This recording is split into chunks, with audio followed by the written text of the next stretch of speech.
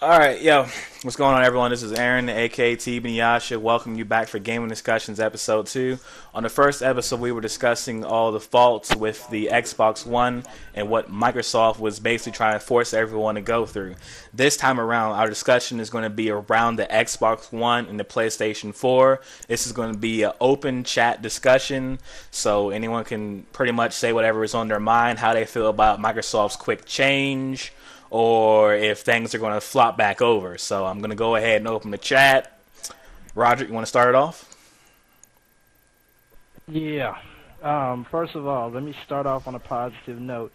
Thank you, Microsoft, for finally seeing the light or coming to the Lord or whatever you had to do, pray or whatever you had to do to finally figure out that we wasn't going to pay for a system that we couldn't use used games on. Thank you very much. But it's this proverbial thing about one step forward and two steps back, because now they say they're not putting a headset in the Xbox One, which for a system that costs $500, you ought to have at least the little dinky one-sided headset that I have to fit on my head some kind of awkward way, and you ought to at least bundle that with the game system. Now I have to pay $500 for the system, another $60 to $70 for the game, and now I got to pay another $40 for the headset because you know Mad Cats ain't cheap. So, by the way, bro, thanks, but you keep messing this up. Sorry.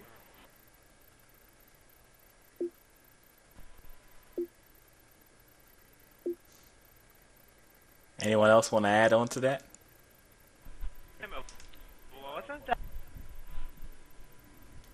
What was that, Fatal?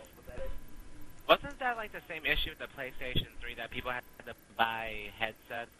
Wasn't included in the PlayStation 3. That's true. Yeah, I don't think the PS3 came with one. But then you see how the PlayStation 3 did, huh? It's a big paperweight, and the people are on their 360. That's my point. It was too.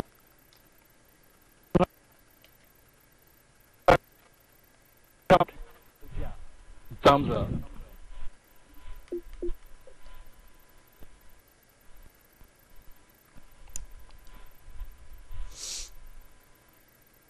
Are we all going in order, or? No. It doesn't matter. Everything's open.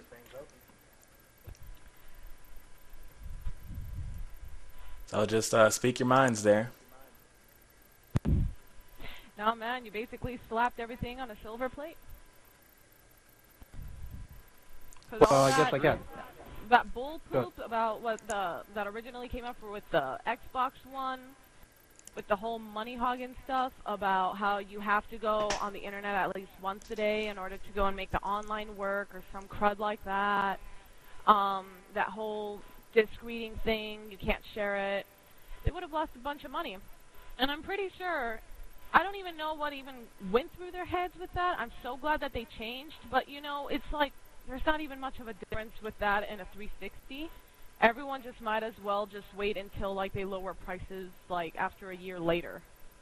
So what, it comes out next year? People might as well wait like 2 years if it's the exact same stuff that it has on a frickin' 360. I agree. I agree. When you're a first adopter of this stuff, you're going to pay the price because it's not. Developers haven't figured out the system yet, which means there ain't going to be no games for it that are any good. The functionality, they had these big E3 presentations and tell you that this console is going to do this, and the other, and then it comes out and half the stuff doesn't work. So I'm willing to agree with that. I think they knew how it was going to work. It was just the fact that they were just... I honestly, personally do think that Microsoft itself is just really getting money greedy.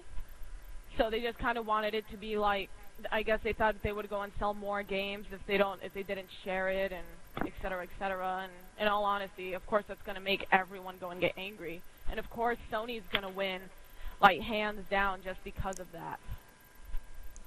I mean, Microsoft, yes, it will always have the upper hand when it comes to, like, versus and multiplayer and stuff. But other than that, I don't know. They better start making it a little bit better for the audience. Because as of now, it's still kind of, it just seems like a 360, just prettier graphics. Hey, what's up, Yash? Hey, what's going on? We're having the gaming discussions. I'm filming right now, bro. Feel free to jump in whenever you want. The topic is PS4 and Xbox One. It's open discussion, so continuing on. I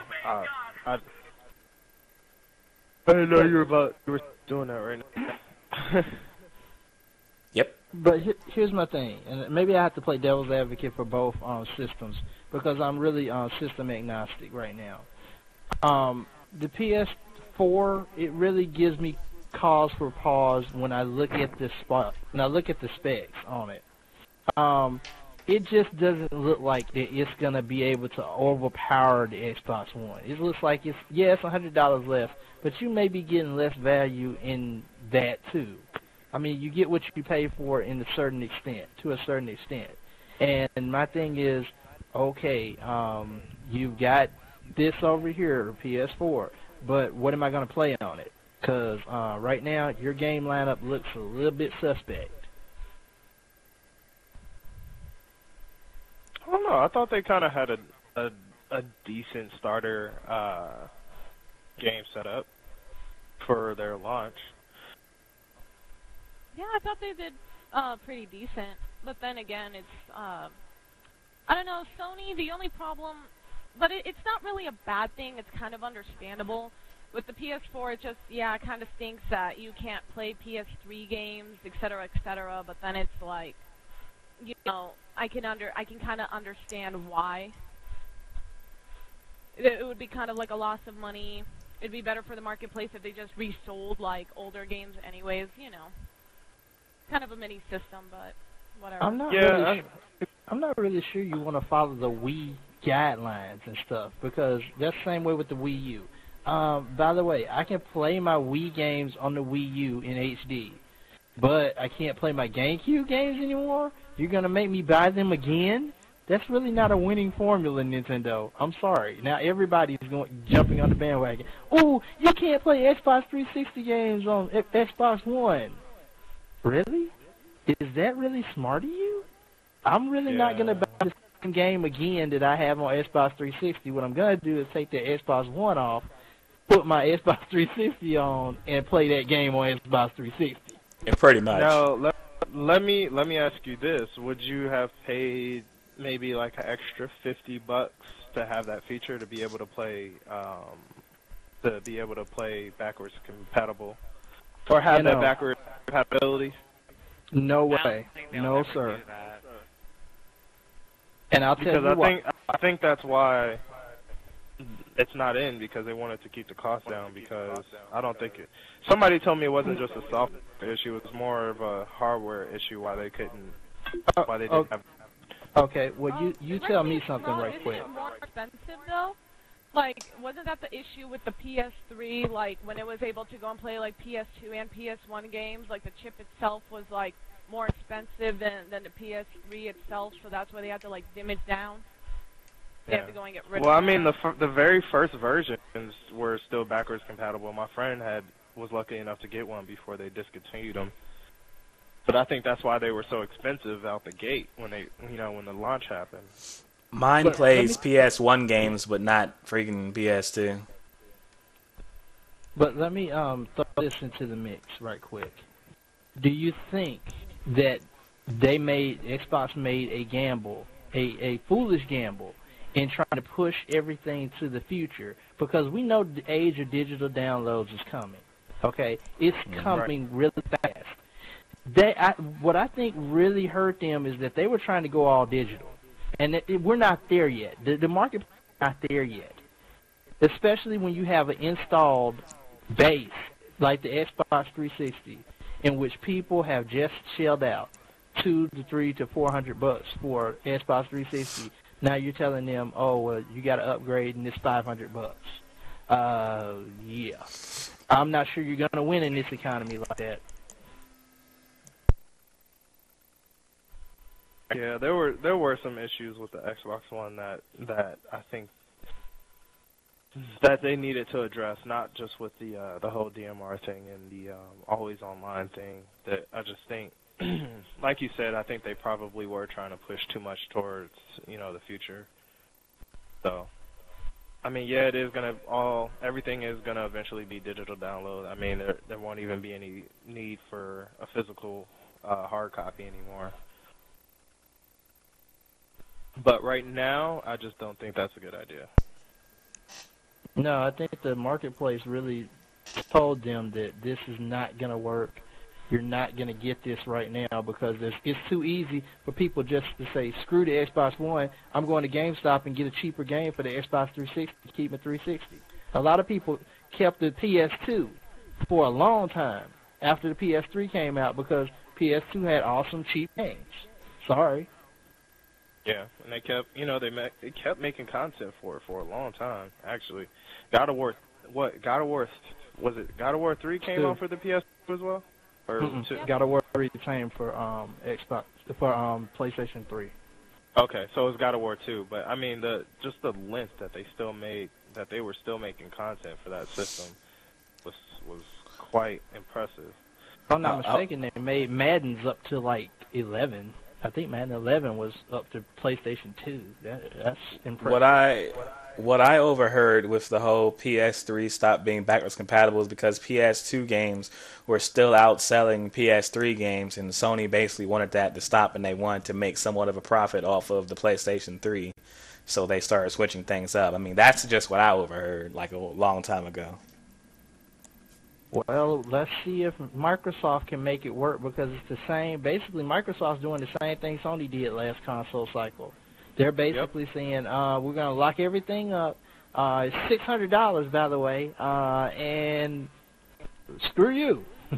And I think that's exactly why Sony waited for Microsoft to hold on their little press conferences because they didn't want to make the same mistake they made during the last console launch. Makes sense. They made a lot of mistakes. Makes sense. Because it seemed like they were watching from the distance. They didn't really unveil they didn't do their whole unveil until E3 after Microsoft, they had already unveiled the entire system, and then they had all those rumors flying around for weeks until E3 finally came along. But let me not. I'm sorry. Go ahead. I'm sorry. And then I was gonna say it was like, because you have to know they had a game plan going on in the background. Like, okay, so if Microsoft does this, then we're gonna do it this way. Like, you have to know they had different options, different price points. I think they were just waiting to see what would be their best route, depending on what Microsoft was gonna do. Because they sounds legit to me. If they did it last time. But let me throw this out there as a kind of closing point. Has anybody noticed that those people who are working for Xbox who are freaking jerks are now jobless? Do you recognize that they lost their jobs overnight for being jerks? I'm sorry. I mean, but when you tell your fan base that basically everybody needs to stop panicking and stop being a little girl about the well, you know what? We're your fan base. Sorry about that. You don't need a job like that. But another thing that really bothers me about the PS4, and this is just a minor deal, and I think they'll improve it, is their online. Their subscription thing to PlayStation Plus and stuff, they're going to have to upgrade that if they're going to start charging people to play online. They've got to do something. It's got to get better than what they have, and I believe it will.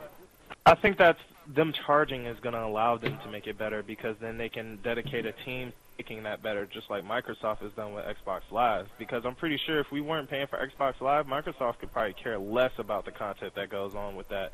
And as far as, checking players and, banning people or making sure people aren't hacking into the online gaming community and all that, I mean, Sony had issues with that with the PlayStation 3.